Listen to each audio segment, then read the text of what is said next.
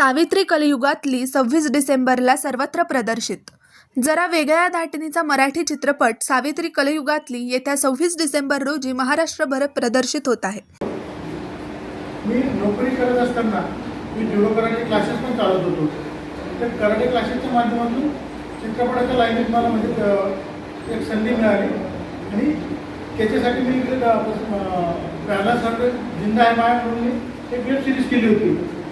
त्याच्यानंतर आमचं कायम चर्चा वगैरे व्हायची की नाना आपल्याला चित्रपट पण व्हायचा आहे. जसं ज्यावेळेस मी कामाला होतो त्यावेळेमध्ये मला पैशांची ॲडजस्टमेंट नव्हती, पण हा चित्रपट बघणं महत्त्वाचं आहे आणि यासाठी मी एकच म्हणेन, सावित्री कलियुगातील चित्रपट हा सगळ्यांनी थिएटर्समध्ये जाऊन बघावा.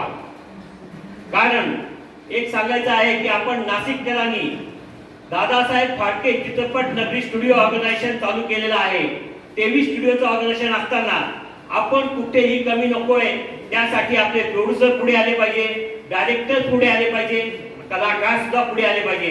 पण गांभीर्य ओळखून पुढे गेलात तर नक्कीच नाशिक चित्रपट नगरी ही उदयास येणार आहे, हे सांगायला हरकत नाही. आता पण यामध्ये मला एकच सांगायचं आहे, प्यारलाल शर्मांनी नाशिकमध्ये स्वतः जी एंट्री केली आहे, नक्कीच सांगतो दादासाहेब फाळके नंतर प्यारलाल शर्मांचं नाव घेतलं जाणार आहे.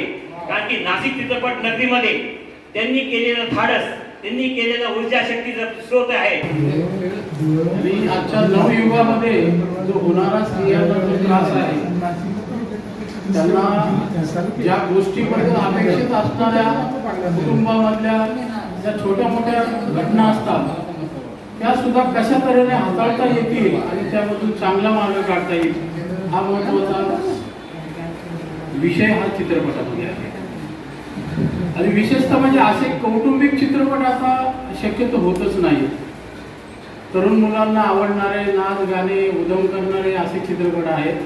त्याला थोडासा वेगळी कलाटणी देऊन शर्मा सर, बच्चाव सर आणि आपली श्वेता यांनी काहीतरी वेगळं केलेलं आहे आणि ते वेगळंपणच आपल्याला सर्वसामान्यांना आवडणार आहे.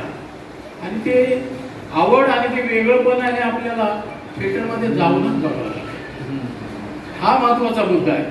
त्याच्या पाठीमागे सगळ्याचा उद्देश हाच आहे की घरातला टीव्ही आणि थिएटरमधला पडदा हा जो फरक आहे तो लोकांना प्रखरतेने जाणवतो.